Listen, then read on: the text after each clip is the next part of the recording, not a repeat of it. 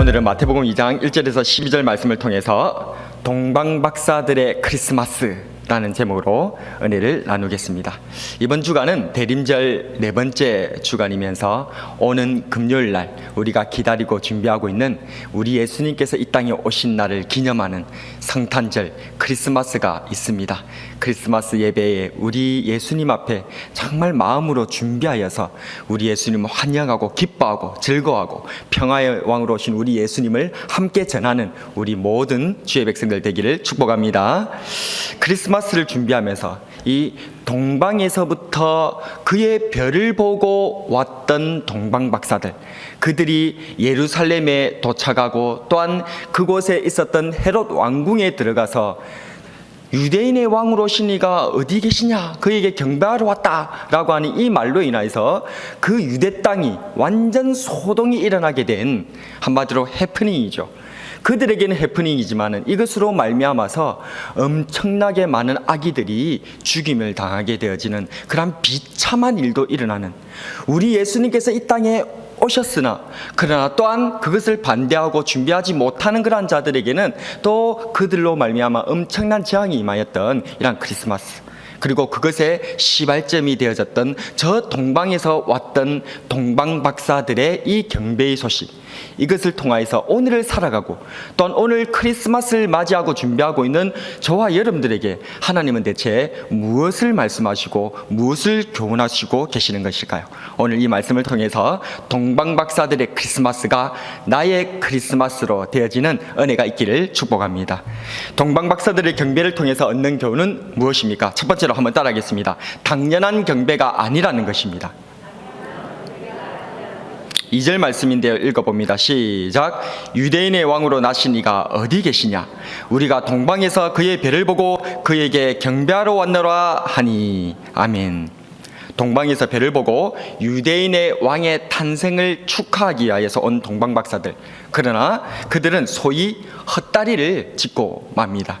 그것은 바로 유대인의 왕이자 온 세상의 구세주이신 우리 구주 예수 그리스도를 세상적인 가치에 매몰되어져서 저 세상의 왕이 있는 왕궁에서 그를 찾으려 했던 것이 그들의 오류였다는 것입니다.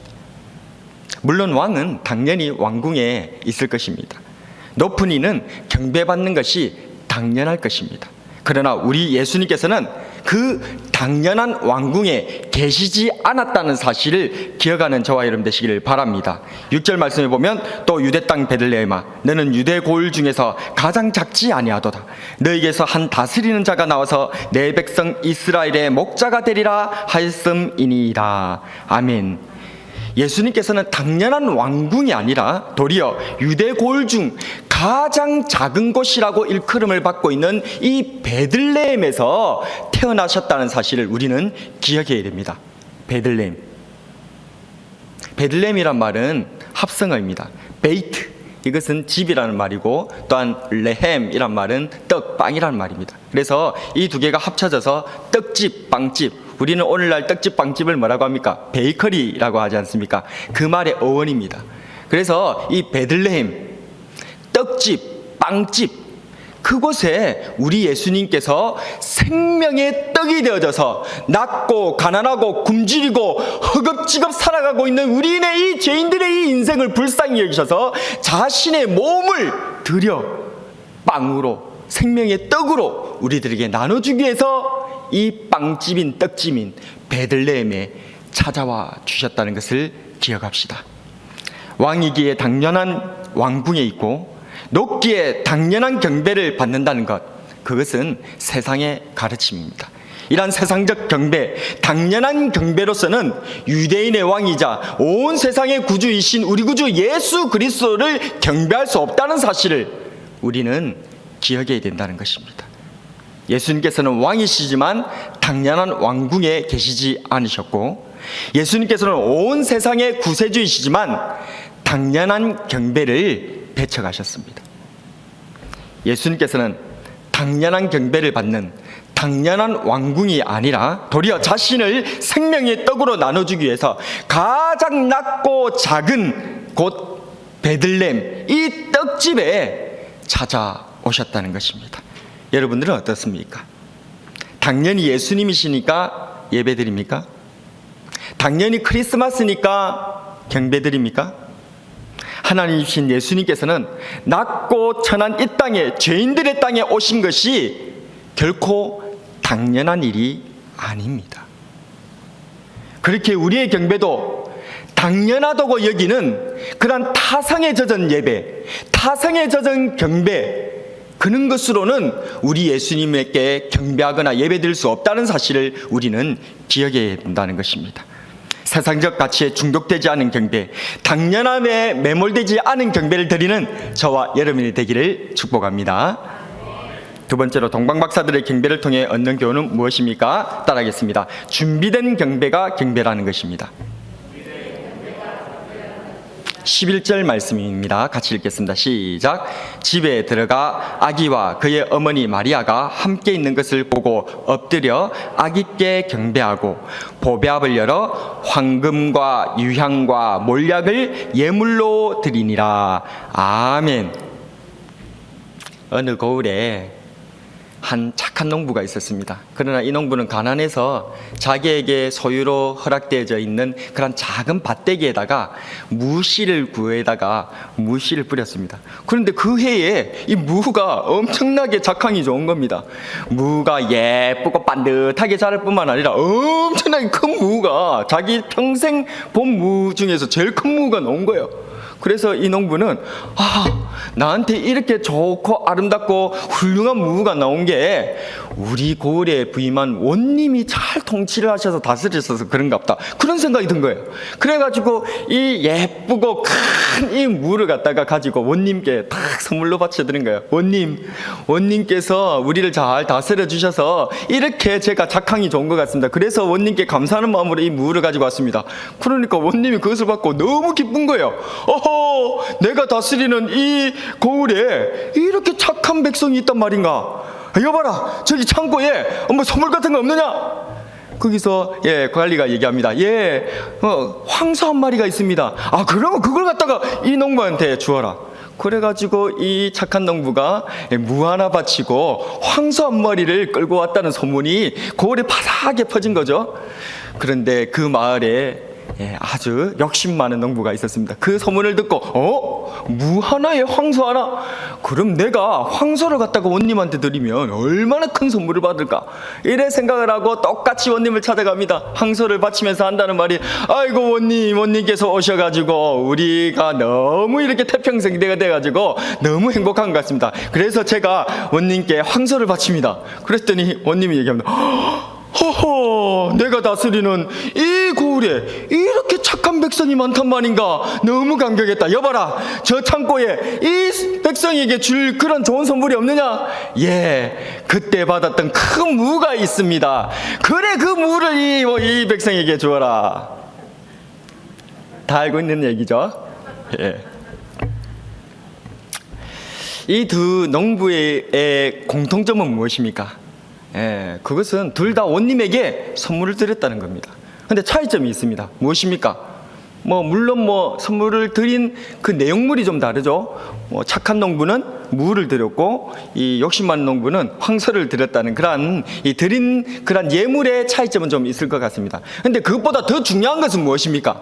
이 결과를 가르게 한 그 중요한 차이점, 이 교훈은 바로 무엇입니까? 그것은 바로 그 선물을 똑같이 드리긴 드렸지만 드리는 그 마음이, 그 중심이 다르다라는 겁니다. 이 착한 농부는 원님에게 그저 감사하는 마음으로 아무 바랄 것 없이 그냥 원님에게 감사하는 마음으로 선물을 드렸고, 이 욕심 많은 농부는 자기의 치밀한 계산하에 베팅을 한 거죠. 투자로 해가지고 그렇게 원님께 선물을 드린 것입니다. 이 마음의 중심에 큰 차이가 있더라는 것입니다. 그렇습니다. 동방박사들은 유대인의 왕이며 만왕의 왕이신 우리 구주 예수 그리스도의 탄생 소식을 저 먼 그 동방에서부터, 자기 고국에서부터 별을 보고 관측을 하다가 그 사실을 깨닫게 된 것이죠. 그때 됐을 때에 이 유대인의 왕이자 온 세상의 구세주의 탄생에 대한 얘기를 알고 이들은 준비를 합니다. 미리 준비합니다. 이 유대인의 왕이자 온 세상의 왕에게 어떤 것을 드리면 좋을까? 그들은 고민 끝에 우리가 다 아는 세 가지 무엇이죠? 같이 한번 해볼까요? 시작. 황금과 유향과 몰약을 준비했다는 것입니다. 이것이 각각의 의미에 대한 상징적 의미에 대해서는 많이 들었을 테고, 어쨌든 결과적으로 황금과 유향과 몰약은 이 동방박사들이 할 수 있는 최고의 예물임에는 틀림없습니다. 그리고 그 예물은 왕에게 바쳐지기에 합당한 예물임은 틀림없다는 겁니다.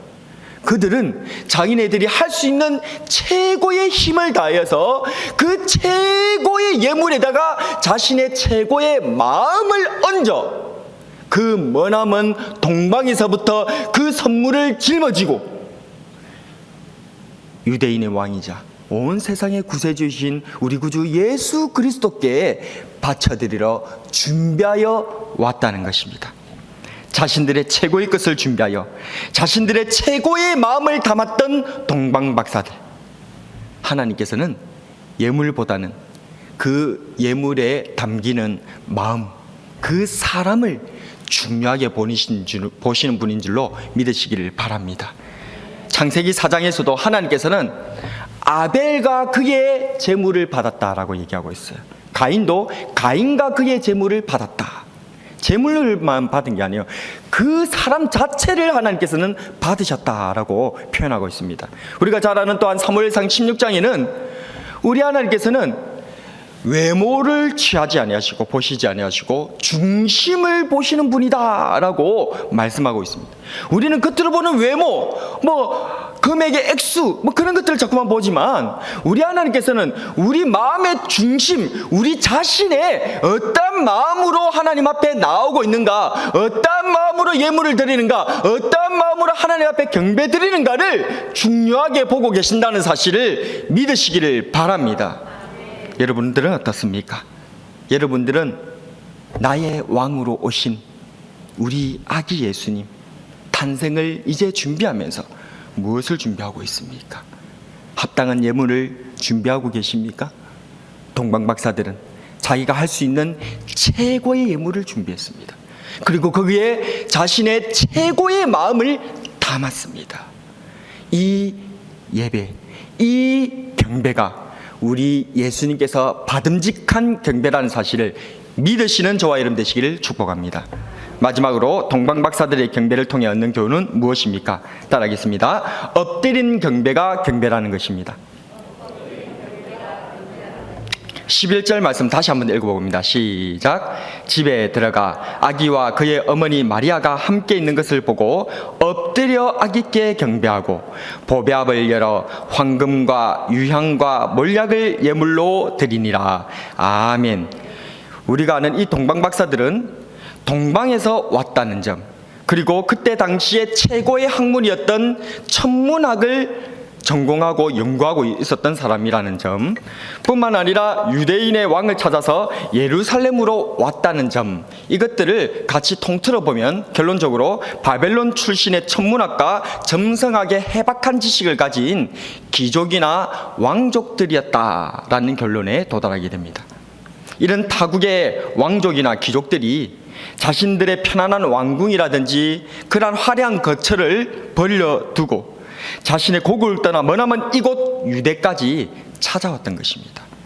그랬던 그들이었지만 유대인의 왕이요 온 세상의 구세주이신 아기 예수님께서 당연히 왕궁에 있을 것이라 생각하여서 아직도 세상적 가치에 중독되어져서 왕궁을 기웃거릴 수밖에 없었던 그들의 한계가 있었지요. 그럼에도 불구하고 하나님께서는 그들을 다시 별을 통하여서 인도하여 우리 아기 예수님께서 계시는 그 집으로 안내하고 인도하였습니다. 그들은 그 별의 안내를 따라서 결국 아기 예수님께서 계신 집에 도착하게 되어졌고, 그곳에 들어갔더니 그 허름한 집, 아무것도 아닌 그런 여염집 안에 한 가녀린 여인의 품에 안겨있는 초라한 아기 한 명을 보게 된 것입니다. 이 아기를 만난 그들은 엎드렸다라고 성경은 얘기하고 있습니다. 여기서 엎드렸다, 이 말은 원어로 핍토라고 하는데 이것은 쓰러지다, 넘어지다, 무너지다, 떨어지다, 무너져서 쓰러져서 사라져버리다, 이런 뜻들을 가지고 있는 단어, 그것이 바로 우리가 지금 여기서 동방박사가 얘기했던 엎드렸다, 핍토의 뜻이 됩니다. 동영상을 한번 보도록 하겠습니다.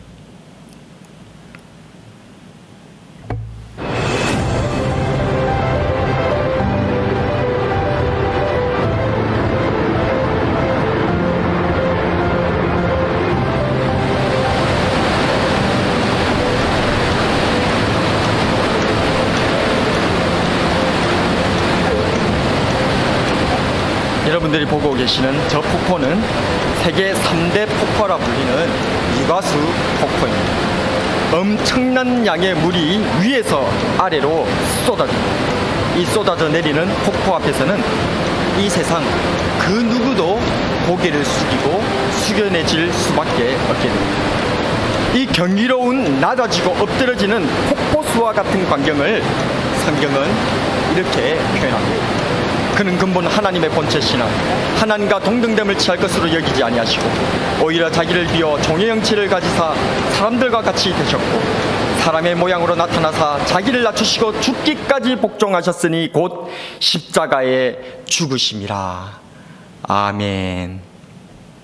위대한 왕이요 온 세상의 구세주께서 낮고 천한 이 땅에 한 가녀린 여인의 품에 누인 것을 이 동방박사들을 보게 된 것입니다.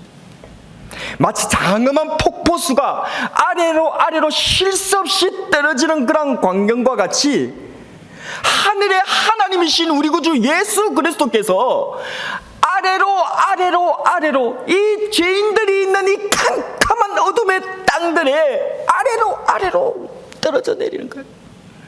심지어 그 아래로는 밑바닥이 없어서 구세주, 온 세상의 구세주 그리스도 예수께서 이 땅에 오실 때에 빈방조차 없어 저 짐승들이나 같이 있는 마구간의 말 구유에 그들의 바통 위에 우리 생명의 떡이신 예수님께서 그곳에 아래로 떨어져 내려오더라는 것입니다. 이것은 무엇을 얘기하고 있습니까? 그것이 바로 쏟아져 내리는 핍토, 엎드러지는 것입니다. 우리 구주 예수 그리스도께서는 자신은 하나님의 본체이시지만 당신 스스로가 우리들에게 무엇이 하나님께 드릴 만한 마땅한 경배인지를 그 삶의 모습을 통하여서 우리들에게 보여주시고 호소하셨던 것입니다. 이것이 바로 경배다. 하나님 아버지 앞에 드릴 만한 경배는 바로 하늘의 그 본체에서부터 낮고 낮아지고 떨어지고 쓰러지고 부서져서 한없이 내려오는 그 폭포수가 떨어지는 것과 같이 그렇게 말 구유에까지 가녀린 여인의 품 안에 안기는 데까지 내려지고 엎드려지는 핍토 상태가 될 때에 비로소 하나님께서 원하시는 경배가 이루어진다는 것입니다. 동방박사들은 그 전까지 몰랐습니다. 동방박사들은 하늘의 별을 보고 있었을 때에 유대인의 왕이자 온 세상의 구세주 그리스도께서 나신다는 사실을 알았을 때 그들은 바로 유대 땅에 가서 왕궁으로 갔던 것입니다. 왜요? 그들은 당연히 그러한 온 세상의 구세주는 화려하고 능력 있고 사람들의 찬사를 받는 그런 왕궁에 머물게 될 것이라고 그들은 생각했다는 것입니다. 그런 그들이 세상적 가치관에 중독되어져서 세상의 영광에 중독되어져서 그곳에서 아기 예수님 구세주를 찾으려고 헤매고 있었을 때에 그 자리에 없고 도리어 하나님의 인도함을 받아 별의 인도함을 받아 도착한 곳은 한 여인의 품에 안겨있는 초라한 아기들이라는 거예요. 그들은 핍토 엎드려져 버렸습니다. 그들은 자신의 삶이 자신의 모습이 그냥 자신이 그냥 엎드려진 그 정도가 아닙니다. 자신이 이때까지 가치관이 엎드려진 거예요. 자신이 이때까지 생각했던 그 모든 것들이 무너져 버렸던 것입니다. 그리고 자신이 당신이 그렇게 생각했던, 내가 하나님을 바라보고 내가 교회를 바라보고 내가 성경을 따라가면 내가 누리게 될 것, 내가 원했던 그 모든 꿈들이 한순간에 무너져 내리는 핍토, 엎드러져서 그들은 그 아기 예수님 앞에 무너져 쓰러져 내렸던 것입니다. 이것이 경배입니다. 경배는 무언가 우리가 할 수 있는 것으로, 우리가 뭔가 잘난 것으로, 우리가 뭔가 능력 있는 것으로 하나님 앞에 나아가는 것이 경배가 아닙니다. 경배는 두 손을 들어 하나님 앞에 경배합니다. 왜 두 손을 듭니까?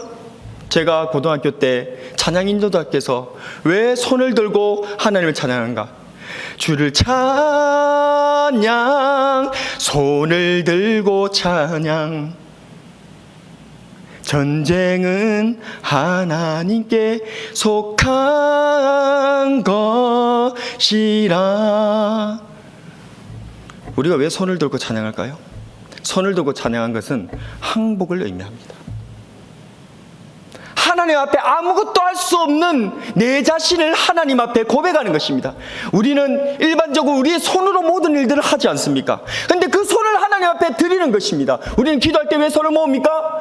우리의 손으로 하는 것을 그만둔다는 것입니다. 왜 눈을 감습니까? 우리 눈을 보고 행동하는 것을 그만두겠다는 것입니다. 하나님 앞에 철저한 항복, 피토, 엎드려지고 낮아지고 쓰러지고 부서져 버리는, 무너지는 그런 상태가 하나님을 만나 뵙고 하나님께 영광 돌리는 참 경배자의 모습인 줄로 믿으시기를 바랍니다. 동방박사들은 그제야 깨달았다는 것입니다. 그래서 그 자리에 그들은 엎드러졌다는 것입니다. 나 같은 죄인을 위해 한없이 이 땅에 내려오신 왕 앞에서 내가 무너지고 내가 낮아지고 내가 엎드러지는 것, 이것이 바로 진정한 경배인 줄로 믿으시기를 바랍니다. 말씀을 정리하겠습니다. 오늘 우리는 예수님께서 이 땅에 오신 크리스마스를 맞이하여 동방박사들의 경배를 살펴보았습니다. 그들의 경배는 당연한 경배가 아니었습니다. 타성에 젖어 의뢰이 드리는 그런 경배가 아니었다는 것입니다. 그들의 경배는 준비된 경배였습니다. 황금과 유향과 몰약이라는 내가 드릴 수 있는 최고의 것을, 내가 드릴 수 있는 최고의 마음을 담아 준비한 경배였다는 것을 기억하시기를 바랍니다.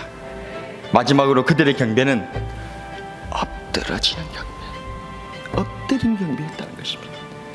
하늘 보좌를 내려놓고 낮고 낮은 이 땅에 이 죄인된 나를 위하여서 한량없이 낮아지고 깨어지고 무너져서 내려오셨던 우리 예수님을 보고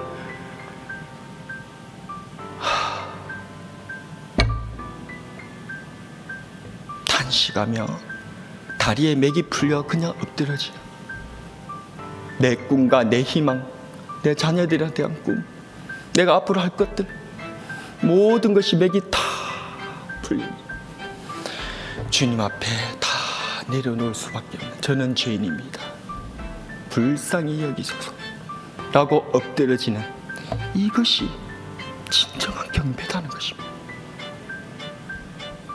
낮은 경배, 겸손의 경배, 낮아져 이 땅에 오신 우리 예수님을 닮은 경배로 나아가는 저와 여러분 되시기를 바랍니다.